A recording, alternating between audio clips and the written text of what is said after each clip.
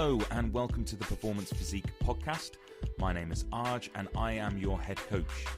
This podcast is all about helping you with your running, your nutrition and your training. We take the jargon out of sports science to help you realise your goals faster than ever before. Let's get started.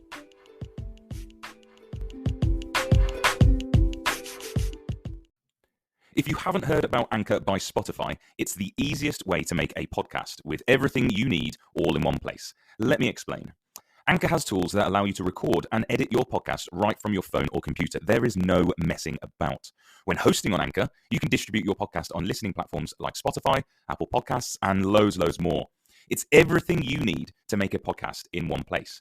And best of all, we all love this one, Anchor is totally free. So download the Anchor app or go to anchor.fm to get started. Yeah, by the way, my name's Ed, in for Elise. Have you made any New Year's resolutions? Are you bothering with these? I mean, the classics are eating a bit healthier, cut back on drinking, stop smoking, exercise more, just be a little bit fitter, really. It can be tough, though, can't it? Because all those things you probably need to give up are quite fun, aren't they?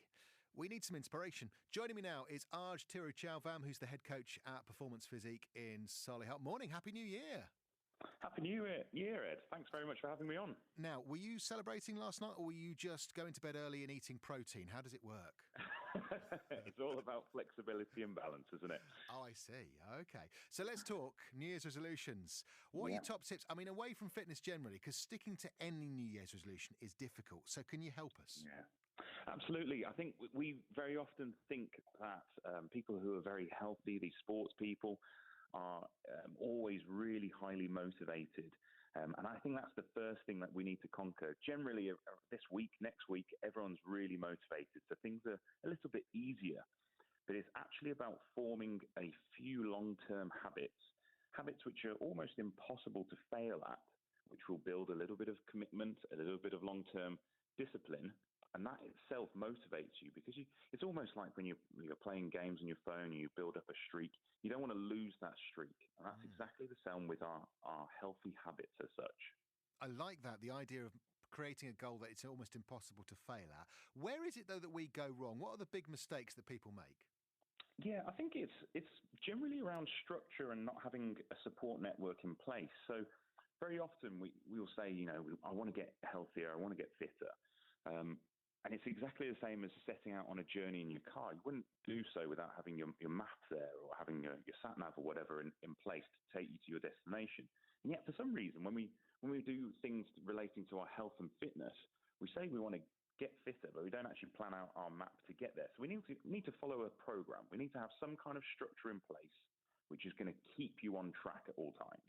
That's the first mistake I see people making. Right. The next aspect really is around accountability. I basically make sure that I have someone keeping an eye on me, keeping tabs on what I'm doing in order to make sure I actually reach that end goal. So having an accountability partner, working as part of a group, maybe it's friends and family, just saying, how are you getting on with that goal then? Where are you at right now?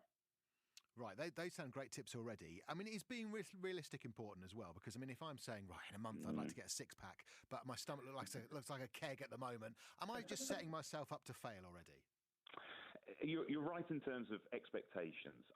I wouldn't say rule out that overall goal. I think that's actually pretty nice to have this big goal that you want. But set yourself a goal for the end of the year. Don't set yourself the goal to be for January or for February or March. Let's think long term. Let's have an overarching goal, and then let's build some milestones which are going to help you towards that goal. And critically, let's make those goals, or as many of those goals as possible, process orientated rather than performance goals. And a process goal would be, I'm going to go and do 10 press-ups before bed each evening, whereas a performance goal is, I'm going to lose 2 kilos of fat in whatever amount of time.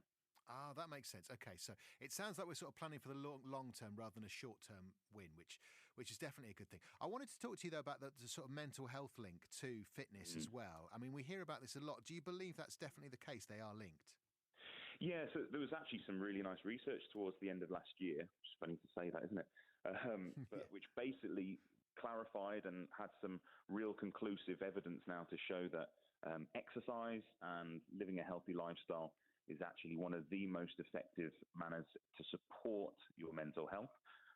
Obviously, medicine is necessary in circumstances, but we can actually truly make a difference to the hormonal balance, which is a lot of the characteristics of mental health issues, the hormonal balance by exercising. And that exercise doesn't have to be an hour in the gym. It's 10 minutes exposure in the morning to some sunlight whilst taking a few steps already basically makes the change begin to occur. Okay, right. This sounds good. What I like is these small changes that we can make already. Like, as you say, just doing even 10 minutes is better than nothing, isn't it? Rather than absolutely beasting yourself in the gym and going, I can't walk. I can't go upstairs. This is terrible. Tell us a little bit about what you do at Performance Physique in Solihull then. Yeah, so we work with novices right through to Olympians. We've had people represent at London 2012, and we also have those people who are just looking to build a little bit towards their health and fitness goals for each year, or whether it's running a 10K or a 5K. Obviously, this time of year, it's all about people wanting to kickstart their goals. So we're running a program at the moment. It's going to start off on the 9th of January. It's called 4 Weeks, 4 Kilos, and it's basically about giving people the guidance and the science of how you can actually achieve these goals, but then giving them the tools and the knowledge to succeed long term. So there's nothing wrong with, we're really motivated right now. Let's take advantage of that. Let's get you to get into a healthier place immediately. But for me, I'm really passionate about people basically being empowered to then make those decisions without my help, basically. That's the long-term aspect. I imagine to start with that, and especially this time of year, people have made their resolutions. You must have thousands of people coming through your doors going, I need this. Look what I've done to myself. Help me. I've eaten too much. But there is an awful lot of panic, and I think that's something everyone needs to take a step back and say, realistically, the amount of damage you can do in a 1 week break, say you've eaten whatever you wanted and drunk whatever you wanted and you haven't exercised as much, isn't actually that bad. If you want to make a few corrections, do so flexibly. I'm a big lover of cake, and even throughout January, I'm going to eat cake every week probably.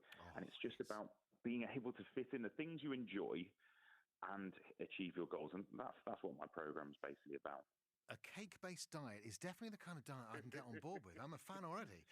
Join us, Ed. Well, yeah, I think I need to. Where can we find out more about what you do?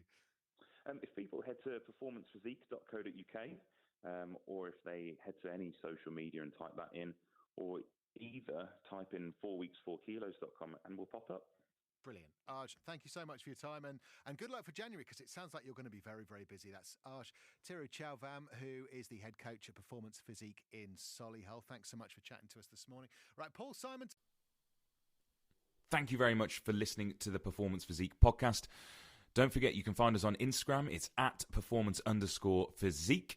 You can find us on Facebook, Performance Physique, or if you just head to performancephysique.co.uk, and we'll do our very best to help you. It will mean the world to me, though, if you can share this podcast with one friend this week. Right, for now, take care.